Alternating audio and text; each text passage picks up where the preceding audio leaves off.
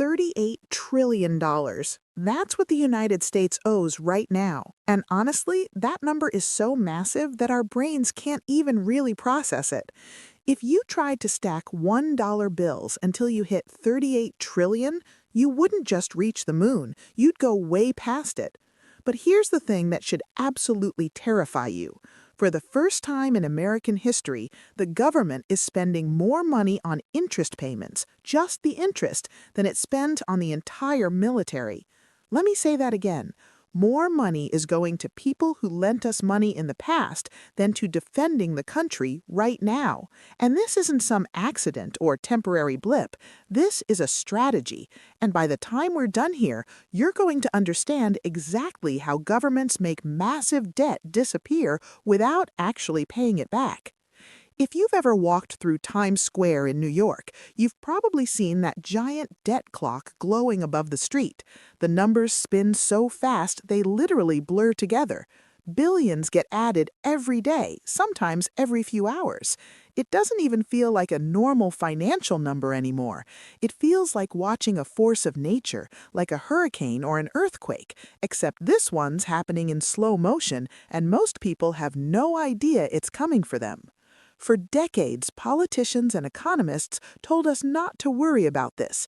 They said deficits don't matter, that we owe the money to ourselves, so it's fine, that as long as the economy keeps growing, we can manage it.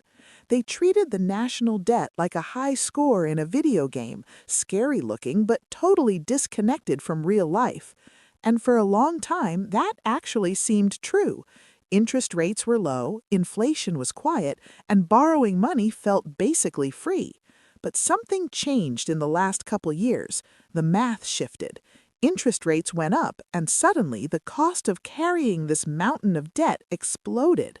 The United States government is now spending close to $1 trillion every single year just paying interest on what we owe, not paying down the debt itself, not eliminating it, just servicing it, like paying the minimum balance on a credit card. And that interest payment is now bigger than what we spend on national defense. It's bigger than the entire Medicaid program.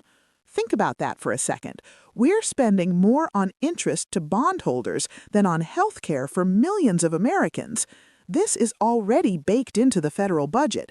Every time interest rates go up by just 1 percentage point, it adds hundreds of billions of dollars to what we have to pay every year. So here's where this gets really dangerous. In a normal household, if you're drowning in debt, you cut back. You cancel Netflix. You stop going out to eat. You tighten your belt until things stabilize. But the government can't do that, especially not the United States government. A huge chunk of federal spending is mandatory. Social Security and Medicare alone eat up trillions every year. And these aren't optional programs you can just trim quietly. These are promises made to tens of millions of Americans, many of them retirees, who depend on those checks to pay rent and buy food. And here's the kicker. America's population is aging. Every year, more baby boomers retire, which means fewer workers paying into the system and more people taking benefits out. You can't cut Social Security by 30%. That's not a budget decision. That's political suicide. Slashing Medicare would trigger a national crisis overnight. So the biggest parts of the budget are completely untouchable without basically detonating the entire political system.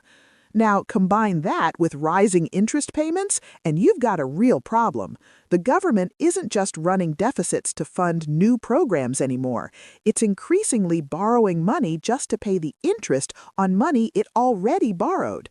This is the critical shift. When your interest costs hit $1 trillion a year and you're already running a deficit, you have to finance that interest with new debt. The Treasury sells new bonds to pay the interest on old bonds. It's like using one credit card to pay the minimum on another credit card. This is what they call the debt spiral.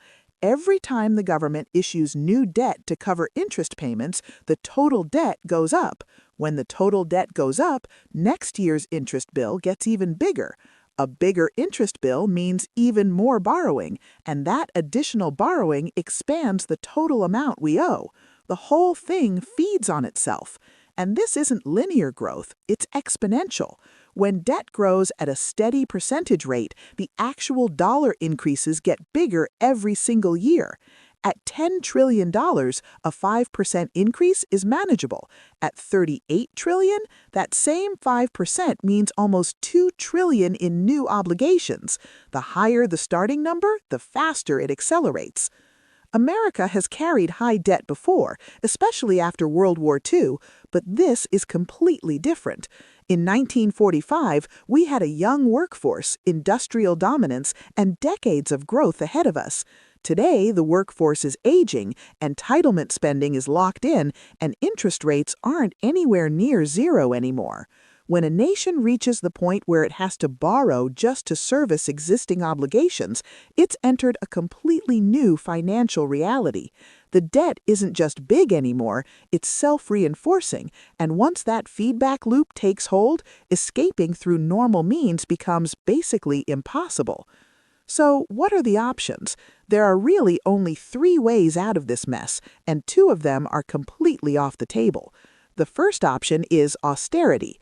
In theory, the government could balance the budget and start paying down debt through massive spending cuts and huge tax increases.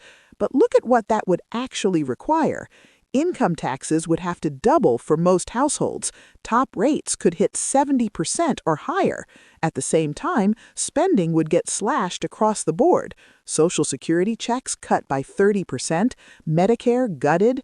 Even if you eliminated entire government departments, it would barely make a dent compared to the scale of entitlement obligations.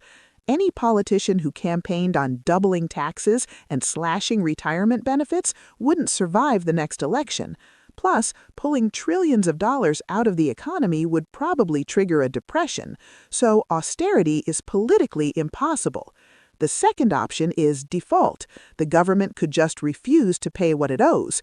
Countries like Argentina and Russia have done exactly that. But the United States isn't Argentina.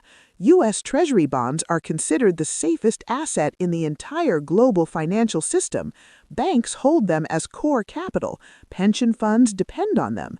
International trade is priced off Treasury yields. If America stood up and said, "We're not paying our debts," the consequences would be immediate and catastrophic. The global banking system could freeze. Credit markets would panic.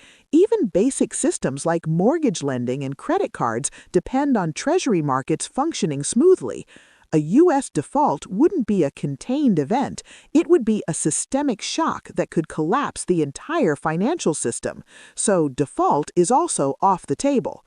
That leaves only one path, and it's the path that empires throughout history have always chosen: the soft default. Under a soft default, the government pays every single dollar it owes. There's no dramatic announcement, no missed payments. Bondholders get their interest and principal right on schedule. On paper, nothing looks broken, but the currency those debts are repaid in gradually loses purchasing power. You don't refuse to pay the debt, you just pay it back with money that buys less than when you borrowed it. You print the difference and let inflation do the work. This isn't new. Ancient Rome did it by reducing the silver content in coins. Post-war Britain did it to manage their debt. Governments have repeatedly used currency debasement to lighten their debt burdens because it's politically easier than austerity and less explosive than default. It spreads the cost quietly across society, and in modern America, this soft default isn't announced as policy, it just unfolds 1 percentage point of inflation at a time. There's a term for this called financial repression, and it sounds technical, but the effects are deeply personal. It's when governments deliberately use regulations, low interest rates, and inflation to reduce the real value of their debt while forcing savers to absorb the cost. It's basically a hidden tax on anyone holding cash or bonds. The government keeps honoring its debts, but it pays them back in money that's worth less than when it borrowed it. You print the difference and let inflation do the work. This brings us to fiscal dominance. Traditionally, the Federal Reserve has been independent, focused on controlling inflation and stabilizing the economy. But under fiscal dominance, the situation flips. The Treasury's massive debt load actually constrains what the Fed can do. It can't raise interest rates high enough to fully fight inflation because that would trigger catastrophic interest payments that could collapse the federal budget. Imagine $38 trillion with interests at 10%. The interest alone would be $3.8 trillion, which is more than total federal tax revenue. Raising rates that high would literally bankrupt the government. So the Fed isn't really the master of monetary policy anymore. It's become the enabler of fiscal policy, forced to keep rates artificially low so the Treasury can keep functioning. America has faced high debt before, but this is different. In the 1980s, the Fed pushed interest rates as high as 10% to crush inflation. Back then, the debt was manageable. Today, applying those same tools would be fatal. The government has to thread this incredibly narrow needle, keeping inflation